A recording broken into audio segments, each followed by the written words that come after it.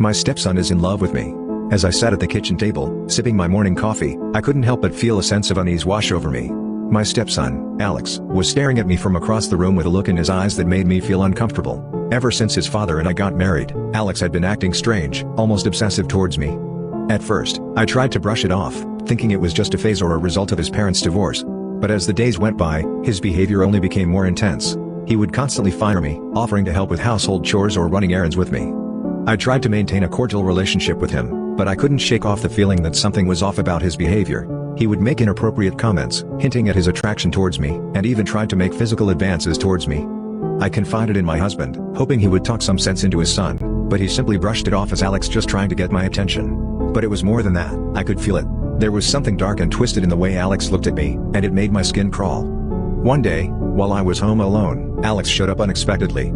He claimed he had forgotten something and needed to grab it from his room. As I led him upstairs, I could feel his eyes burning into my back, and I quickened my pace, wanting to get away from him. But before I could reach the safety of my own room, Alex grabbed my arm and pinned me against the wall. His breath was hot against my neck as he whispered how much he wanted me. I was frozen in fear, not knowing how to react to this situation. I managed to push him away and lock myself in my room, trembling with fear.